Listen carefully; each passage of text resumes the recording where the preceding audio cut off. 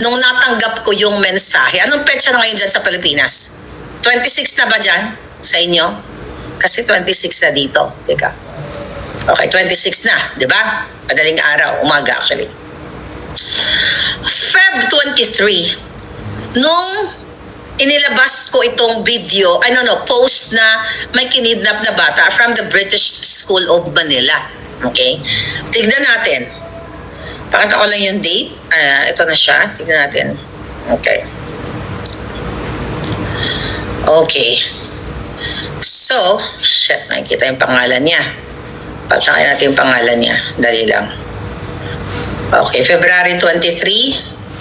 Anyway, basta, February 23, baka mapatay pa ng mga putang inang ito. So, February 23, nung ipinakita ako sa inyo, itong nag-viral nga ito, I think million na ang mga nag-like and share nito. Okay? Yung message ng British School of Manila na kung saan may kinidnap na 14 years old na bata. Actually, hindi ito ibinalita ng mainstream media. Eto lang sila, I think yesterday and today, dyan sa Pilipinas, nagkaroon nga ng press conference at doon lang sila na-aware na mayroon palang kinidnap na bata na 14 years old. Pero titignan natin yung timeline. Okay? Kasi eto, February 23 pa, sinabi sa akin ang balitang ito at inulat ko sa inyo doon sa Facebook natin. February 20, ngayong taon, 2025, nang kinidnap itong batang ito. Hindi na nakauwi from school. Then, ang sabi dito, basahin ko lang uli yung mensahe. Layuan natin para mabasa ko ng bonggang-bongga. Okay. Kidnapped student accordingly. Ito pala.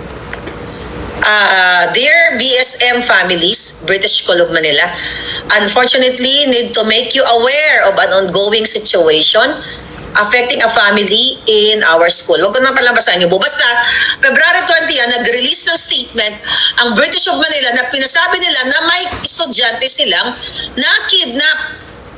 Okay? Hindi na nakauwi sa eskwela, sa kanilang bahay. Then the next day, okay, nagkaroon ng update. Ito yung update ang babasahin ko. Okay. Forwarded messages. Kidnapped student accordingly was a certain Andy 1. Okay. 14 years from McKinley East DBC. He was accordingly kidnapped last Feb 20 and was reported to authorities last Feb 21. The Starex van of the victim was found. Kailan ko basahin ito para makita niyo yung timeline. Found in Bulacan with still unverified report that the driver is already dead. 7 hours ago, sinabi ni Remulla na murder itong, kasi allegedly pa lang dito, na murder talaga yung driver. Still for confirmation daw. Ransom being demanded accordingly is $20 million. Among the group being considered possibly behind the kidnapping are crooked narco politicians, military generals, criminal syndicates. Crime is rising under BBM. Actually, yung description nito is referring to the Bangag administration. Sila yung narco, kidnappers. Ito, si Lisa Tanas to. At si Bangag at ang mga kasabwat nila ang exact description nitong sulat na ito. Now, may update. Ang update na ito, Pebrero 23. Amati kayo, makinig kayo. Update. Ransom was paid. And the boy is back home, but with a chopped finger. February 23. Tandaan nyo, February 23. Ngayon, labag man sa kalooban ko, baka maiyak talaga kayo. Ayoko nga panoorin, pero gusto ko ipakita sa inyo dahil parang binabrush off lang o hindi binibigyan ng halaga ng gobyerno ni Bangag through John Vic Remulla ang pag-utod sa daliri ng batang ito. Ito yung video. Hindi ko pwede pakita sa inyo yung video kasi yayari tayo. Pero gusto ko iparinig sa inyo kung paano ang siyag, ang iyak ng batang 14 years old na pinutol ang daliri para humingi ng 20 million US dollars sa kanyang mga magulang. Listen to this. Hindi ko pa panoorin kasi naiyak na ako dito.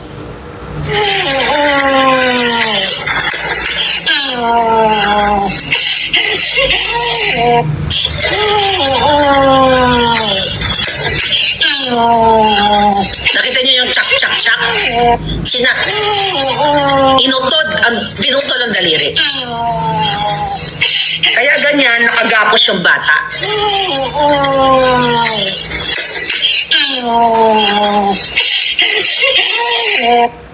Namnamin nyo. Namnamin nyo ang iyak ng batang ito. Habang umiiyak siya, video yan. Pinuputol ng mga demonyo ang kanyang daliri. Kung mahina ang sikmura mo dito, bibigay ka. Dahil some of my friends, kinukulit kasi nila ako. Patingin. Tapos nung binigay ko, umiyak. Natatakot sila ngayon sa kanilang mga anak dyan sa Pilipinas. Klak. Daliri yun. Tsak. Tama na. Torture na sa atin lahat. Ngayon, yung video na yan, February 23. Nag-statement ngayon, ang 7 hours ago, baka more than na, dyan sa Presidential Communications, yung mga hayop na yan, na sinasabi ni Remulla, na sinasabi niya yan na nag-release ng, ang timeline nila is February 21, may na-report nga. Pero ipa-fast forward ko lang, ang timeline nila ay nagkaroon daw ng hot pursuit noong February 25, kahapon dyan sa Pilipinas. At based on that kasinungalingan, na obvious na kasinungalingan, na nagsisinungaling sila sa taong bayan, na nagkaroon daw ng hot pursuit, at ang ini-emphasize sila na from 20 million US dollars to 1 million to zero ransom ang nangyari. Kumbaga, achievement na yun ng anti-kidnapping group ng PNP. Now, unang-una, may mali sa timeline. Yung video ng batang yan, nang sinend sa akin, February 23. Okay? February 23. Kaya kung i-check nyo sa timeline ng aking Facebook, wala pang balita about it. Ni isang media, wala pang nagbalita. Ako, at I don't know, ang iba pa, na kinapi ninyo at senior nyo, that's good. Nagkaroon ng balita. 23, 24, wala pa rin. Ang 25, kahapon, dyan sa Pilipinas, nag-release ng statement. May statement pa pala yung mga ulupong na yan. Tignan nyo yung timeline. Kung paano kayo gaguhin ng mga jutang ginimis na ito. Ito, News 5. Okay? Ang sabi ng News 5, na-rescue na ng mga otoridad ang isang kinidnap na lalaking estudyante ng isang exclusive school sa Metro Manila. Anunsyo ni Remulla. Bakit tayo yung pangalanan na British School of Manila? Ang reporting may what, where, when, who. Ganun na baka poor ang reporting ninyo? Mabuti pa tayo dito, lahat sinasabi natin kung saan nangyari. Mga pulpul kasi ito, mga buwaka ng inang ito, mga bayaran eh. Anyway, ang sabi, walang binayad na ransom. Okay? Ayon sa kay John Vic. The boy was left, sabi niya, the boy was left his abductors during a hot pursuit operation in the Parañaque area. The cell phone signal of the captors were a few hundred meters away when they found the boy wearing pajamas in the side of the road. The boy was recovered, but the signal of the phone disappeared. Naputol ang bahagi ng kanyang hinliliit, ang kanang hinliliit ng lalaki. Kasalukuyan na siyang sinusuri sa isang ospital. We know who they are. We know where they are operating from. We will find them. Justice will be served. Sabi ni Remulla. Nakinig ako ng kalang 30-minute kadyotahang conference sa Remulla. Una, February 23, you go sa timeline, February 23 ko na-receive yung information na nakauwi na ang bata at nagbayad ng ransom. Alam mo, yung mga nagsisend din sa akin dito, mga military din ito o mga nasa police din, nasa PNP na matitino kahit papaano. Pero, I don't know, mga sir, ang panginahulat nyo. But anyway, February 23. Ang sabi ni Remulla, nagkaroon, ni John Vic Remulla, nagkaroon ng hot pursuit. Feb 25. Basahin natin tong report. Tignan natin yung timeline nila kung nagkakasundo. Ito naman, ang sabi ay ng Philippine Star. Tignan natin. Bago ako magtuloy ng nga bells ko. Okay. This balita is 7 hours ago din. The Department of the Interior and Local Government described the recent kidnapping of a Sino student as Chinese against crime, Chinese against Chinese crime. Oh, parehong Chinese daw ito mga to. Okay, news of a missing student from an exclusive school from Taguig City began circulating among outlets on Tuesday evening, the same night that the child was recovered. Tuesday evening, that the same night, tignan natin ang kalendaryo. Tuesday is what? Tama. February 25. Pero February 23, based on the information na nakuha natin, February 23, nakuha na yung nakuha na for whatever means, na isole sa pamilya kasi nagbayad ng $20 million. Okay? Ngayon, mga kababayan, ang sabi dito, DILG Secretary Remulla on Wednesday, Feb 26 said that child was reportedly missing on February 20 after he was dismissed from school in the afternoon. The boy and his driver never made it home, and their family vehicle was later found southbound on C5. The parents reported him missing the following day, February 21. Mali ang balita, mali ang timeline kasi February 20, nag-release na ng information sa lahat ng mga parents, sa lahat ng mga estudyante, ang British School of Manila. Nandito, nandiyan dyan sa Facebook, sinare ko sa inyo. So mali itong balita na nag-report ang mga magulang noong February 25. Mali ito, February 20, nag-report na, nagkaroon nga ng announcement ang eskwelahan. Tuloy lang natin. During the search, another vehicle was found in San Rafael, Bulacan, along with the slain family driver. This eliminated the driver as an assailant. Okay. Authorities were able to find several clues inside the vehicle with the slain driver. They were able to find photos, conversations, cell phones, numbers, and other evidence. Walang tangang kidnapper na mag-iiwan ng mga ebidensya diyan sa sa na-recover na salita yan. Pero ang paliwanag na ni Remulla, kasi daw nakalagal tapon sa Kumunoy. Okay, now, by Monday, Feb 24, the Philippine National Police Anti-Kidnapping Group managed to trace the signal of the abductor's phone. However, the call was linked to a location different from where the victim was being held. So, na-locate daw ang telepono ng mga kidnappers, pero ang location ng bata nasa ibang lokasyon. Authorities made significant progress on Tuesday, Feb 25, that was yesterday there, when they detected a signal from a moving vehicle. The signal came from one of the cell phone numbers found in an abandoned vehicle in Bulacan.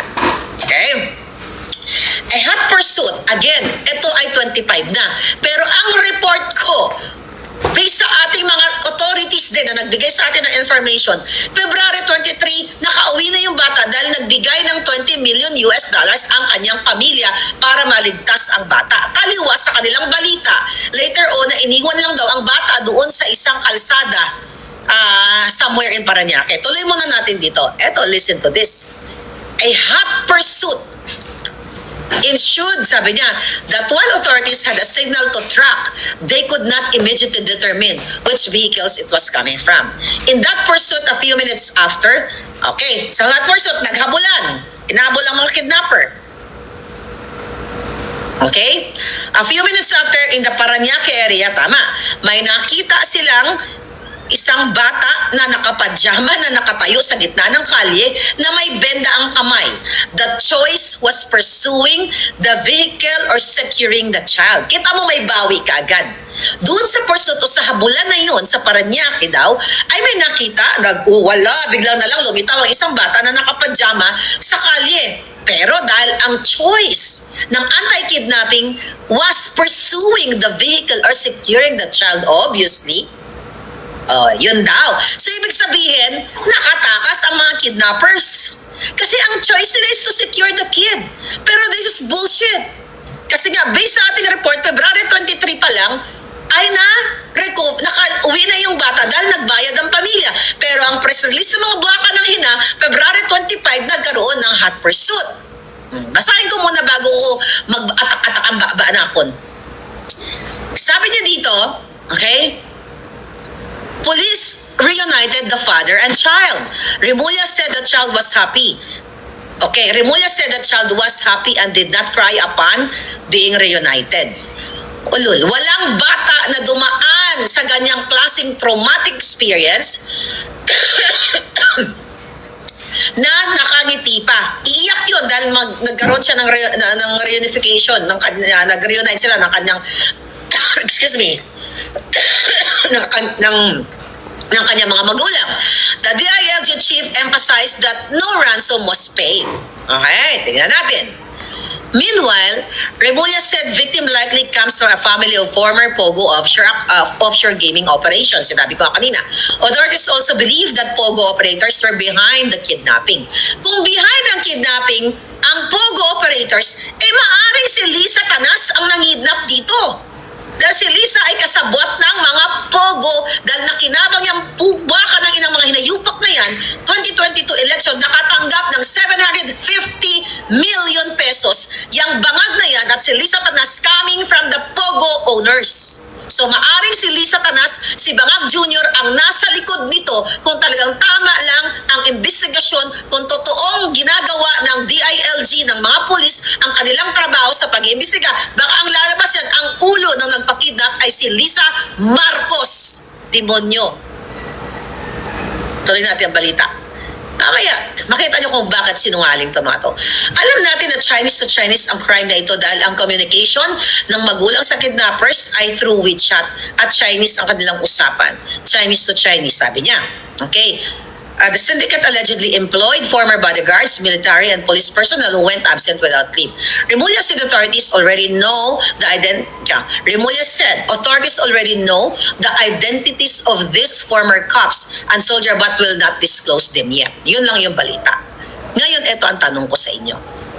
Mga kababayan, gamitin ang utak ninyong lahat. Ano ba yun? Malabo lang ba yung mata ko o parang yung mukha ko blurred? Okay, hayaan nyo na.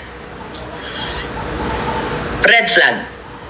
Una pa lang doon sa timeline na sinasabi 25 nagkaroon ng hot pursuit. At ang sabi ni Remulla doon ni John Vic Remulla during that press conference na wala daw CCTV. Putang ina nyo. Buha ka ng ina ninyo. Sa panahon ngayon, walang CCTV? Wala kayong ma-percept na saan yung hot pursuit na yan? Saan nagsimula? Dapat may mga body camera kayo? Or kung walang body camera, may inassign kayong tao na nakadocument na eto, may hot pursuit tayong gaganapin February 25, be ready para maipakita natin sa taong bayan. Pag nahuli natin to, boom! Big time, panalo si Bangag dito dahil achievement ni Bangag to, nakahuli tayo ng mga kidnappers. Nasaan ang CCTV? Bakit sinasabi ni Remulla na they chose to rescue the kid? To secure?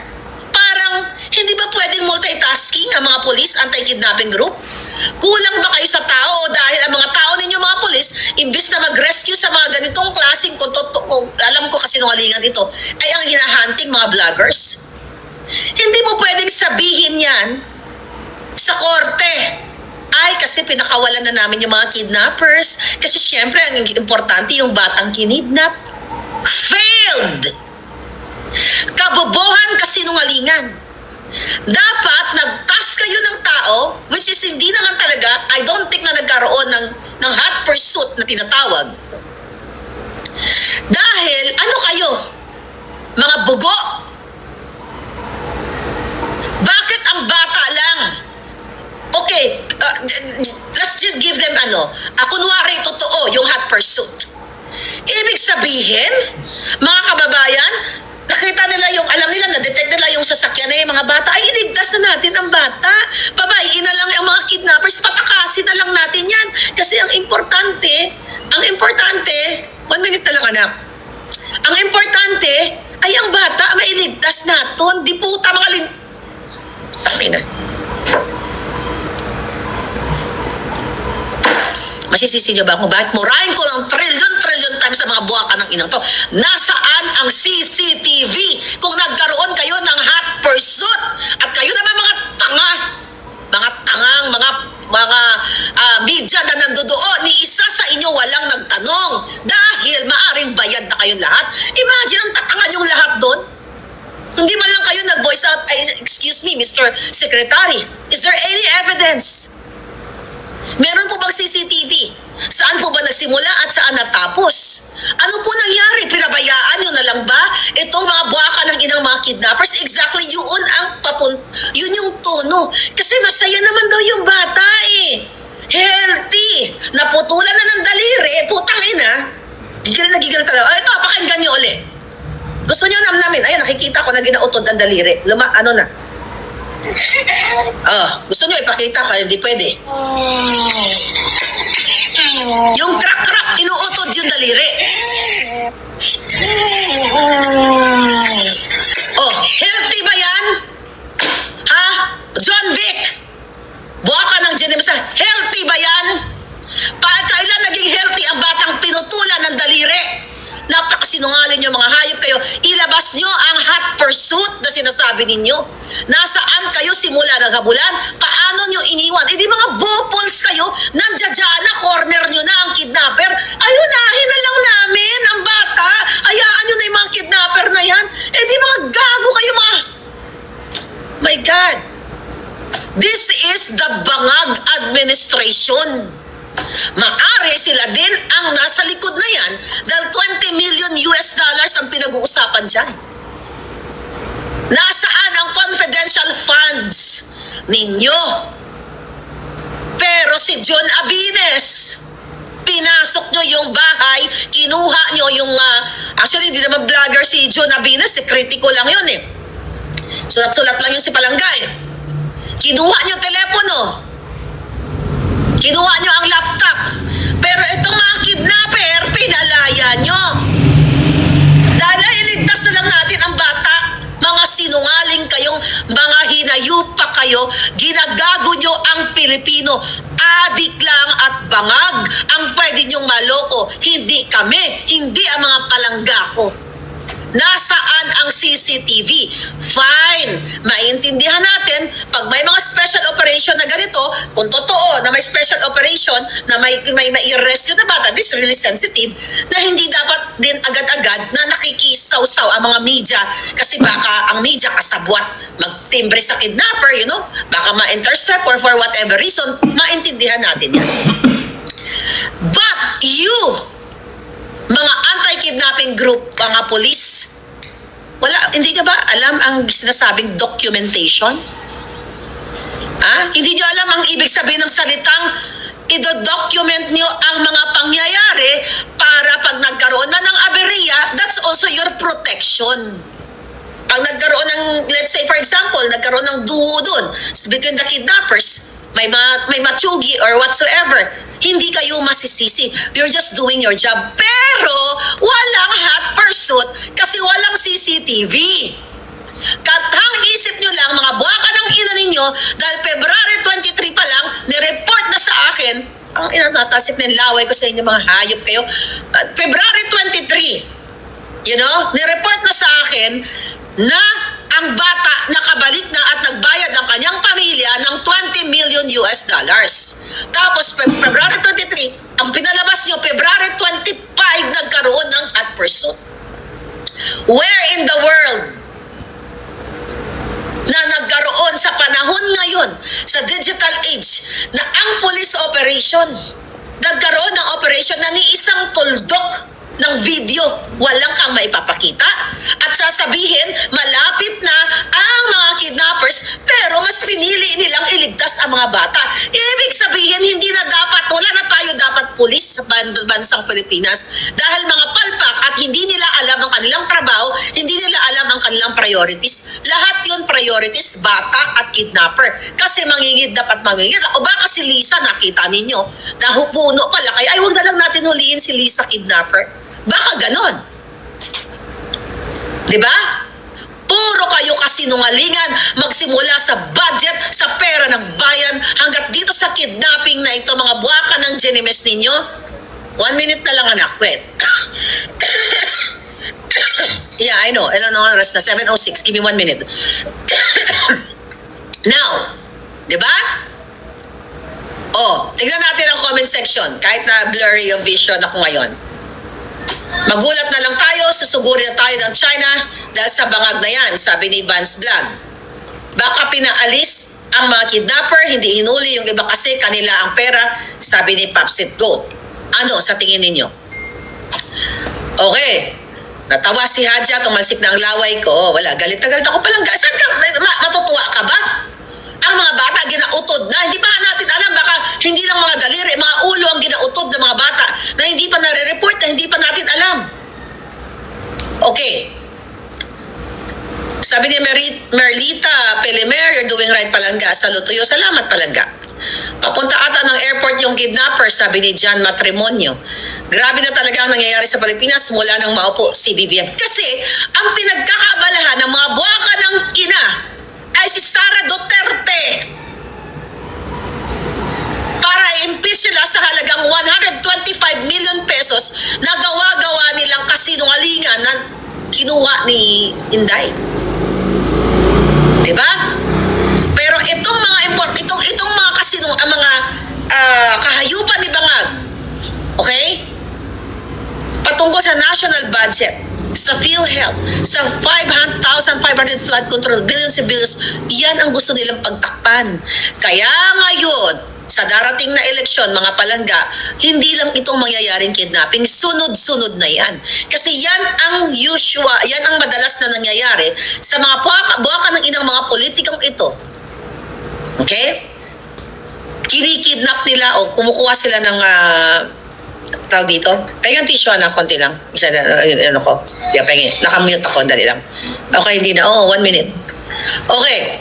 Now, sunod-sunod pa yan. Pero ang nakakalungkot dito, hanggang kailan magtalsik ang laway ko? Hanggang kailan maputol ang mga ugat namin sa kaka-expose sa kasasabi sa inyo na wakasan nyo na ang bangag na si Marcos Jr., ang kanyang asawang si Lisa Tanas na kidnapper, akan lang mga kasabwat. Maluoy ka mo. Kayo mga military, Navy, Air Force, lahat kayo, sumpa kayo sa flag para paglingkuran ang bansang Pilipinas, ang mamamayang Pilipino. Pero anong ginagawa ninyo? Huling-huli na si Bangag, ang bunganga, ang uso ay tadtad ng pulburon o ng pang-adictus, tahimik pa rin kayo. Ano ito? Para sa sarili ninyo, panoorin niyo yung sinabi if you have time, panoorin niyo yung sinabi ni Remulla. My God, hindi kailangan mo mag-masteral degree o makatapos ka ng pag-aaral para maunawaan mo na ginagago kayo ng bangag na administrasyon. Imagine, ayan mismo sinulat ng Philippine Star na choice o pinili ng mga anti-kidnapping group na iligtas ang bata. So to cut the long story, the long fake news ng mga kadyutahan nila, ni isang buhok o isang juljol ng mga kidnapper, wala silang nahuli. Kasi, number one, ito ang kanilang inulat ay katang-isip lamang, ay gawa-gawa lamang based dun sa nireport sa atin ng authority February 23 na na-ransom na yung bata sa halagang 20 million US dollars at walang naganap na February 25 hot pursuit. Sige, hinahamon ko kayo mga buwaka ng inang ninyo. Ipapagulito ko ang kipay ni Lisa Tanas. Hindi ko kipay ni Lisa Tanas. Ipapagulito ko, ipapadukot ko yung kipay na boom niya. Kapag, okay, hindi nyo, paano ba? Ipapagulito ko, tama. Ipapagulito ko para win-win tayo. Ipapagulito ko ang bilat, ang kipay ni Lisa Tanas. Kapag nagpakita kayo ng video na nagkaroon ng hot pursuit. Nag-hot pursuit na pala kayo, no? Pag dito sa Amerika, hot pursuit dito sa, yung nagliparan, yung mga helicopters and everything, makikita mo sa TV. Minomonitor talaga ng media. Sa atin, may hot pursuit. Malapit na mahuli. Ni isang buhok, walang naiuwi. Ang mga sinungaling na mga pulis. Hot pursuit yan. Sa Pilipinas, madali lang hulihin yan. Unang-una, traffic sa Pilipinas. Hindi makakalusot yan eh. Alam mo yon? Pero paano ka makakahuli sa hot pursuit in the first place kung wala namang hot pursuit? Common sense. If you are not bangag, alam nyo kung anong ibig sabihin ko. Kaso kung bangag ka ngayon at tumitira ka katulad kay bangag, ganon ka lang. Dila mo lang ganon. My goodness, mga palangga. Kailan kayo kilos? Pagpatay na lahat ng mga anak ninyo? Pag inutod-utod na mga daliri ng mga anak ninyo?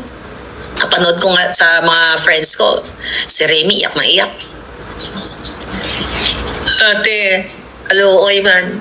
Sabi ko, yan. Hindi ko lang pwede ipakita sa inyo. Hindi kasi tatanggalin din ng Facebook yun, tsaka tatanggalin nila bangag yun. Kasi maipapakita natin na eto yung nangyayari sa bangag. Pero enough na yung iyak ng bata. Narinig yun na yung mga kakapasok lang, balikan nyo na lang. Gusto nyo ba? Sa mga susunod na panahon, mga anak kayo, mga police, air force, sa mga matitino, Navy. Gusto nyo ba? Kung ito mga ito, mamayayamang mga pamilya, kayang ipadukot ang kanilang mga anak, baka susunod anak nyo na. Kahit isang kalaming lang ang inutod. Ito yung inutod palangga. Ito yung pinutol. Kaya mo ba? 2 minutes na. Kaya nyo bang makita ang mga anak ninyo kung paluin nga lang yung mga bata sa hazing? Mas malupit yun, di ba? Umiiyak kayo. Ito, bata nakagapos. Pinuputol yung kanyang daliri. This is the face. Ito ang mukha ng Marcos Bangag administration. Why? Maari sila rin ang nagpakidnap sa mga bata niyan. Kaya sabi ko, kung may matino tayong investigation panel or department whatsoever, kasi walang matino dahil kasabot nila lahat eh. Kaya magtiyaga kayo. Enjoy it. Deal with it. Savor it.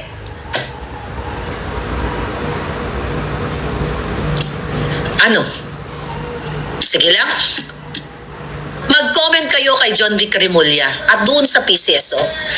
Mag-demand kayo. Nasaan ang CCTV ng hot pursuit na sinasabi mo sa Paranaque? At dyan sa mga ulupong na mga media na mga bugo, hindi ko lang alam kung nagbuguan ka mo o mga duwag kayo.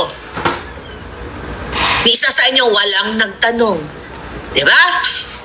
Wala man lang nagpakita na kahit malang patikim na nagkaroon ng habulan o pagsusog dito sa mga kidnappers na yun. We're not born yesterday. My God, tanga ka na lang, mapaniwala ka sa kanilang statement na walang CCTV at inuna na lang nila iligtas itong bata na nakagitna sa Bakit hindi ka magpakita ng pictures? Wala bang dapat pinicturean nyo yung bata? Pwede namang takpan yung mukha ng bata. We can do that. Para mapaniwala nyo ang taong bayan. Nasaan yung anyway, sabihin na natin walang picture. Halos lahat ng kanto, kahit nga sa mga squatters area, ang mga tao ay may CCTV camera. Kayo pa na bilyon-bilyon ang pondo ninyo, ang kaninyong funds, budget and funds, confidential funds. Ni isang picture, walang flash na ganon. Ito naman mga tangang mga reporter, wala man lang tumayo sa inyo na, sir, saan nagsimula, anong oras natapos, yung timeline. Ang tanga nyo, o nagtatanga-tangahan kayo, o buisit lang kayo talaga sa buhay ng Pilipino. O kasabwat kayo, mga hinayupa kayo. Wala man lang nagtanong sa inyo, lahat doon na nakatanong, saan nagsimula. Alam nyo, napakahalaga ng oras. Kailan po nagsimula? Umaga po ba nagkaroon ng hot pursuit? Tanghali po ba? Madaling araw ba? Wala ni isa. Katunayan, mga kababayan, na ang media na tinuturing ang Fourth Estate katuwang for check and balance, patay na. Wala na. Gurgur na sila dahil maaring takot sila o nabayaran sila, kaya mga julol din sila, walang mga paninindigan. So the only kakampi nyo sa mundong ito ay ang mga social media speakers like me at ng mga ginigipit na 37 critics ngayon na gustong i-contempt ng mga buwaka ng ina dyan sa TRICOM. Yung mga hayop na yan, ay araw din kayo mga buwaka ng ina ninyo. Anyway, I hope I can speak more. I know, I miss you guys. I miss you every day. At I will try my best na naging busy-busy ako kasi I have to do something. Nawala ako ng marami tayong mga backlogs sa buhay. But I'm here. Kulitin nyo yung Presidential Communications, Gypsy Remulla, na saan ang CCTV. I-ano nyo ako, i-attach nyo yung post sa Boljakan na February 23 pa inulat na na-recover na ang bata through a ransom na $20 million. How come na February 25, doon pa lang nagkaroon ng hot pursuit? But definitely, wala pong hot pursuit na naganap. Ito ay isang malaking kabangagang kasinungalingan. Muli, ito po si Palangga na patuloy na magsasalta hanggang sa huling hininga natin, pero dapat ang hininga natin ang huli sa kanila ay tumigil na.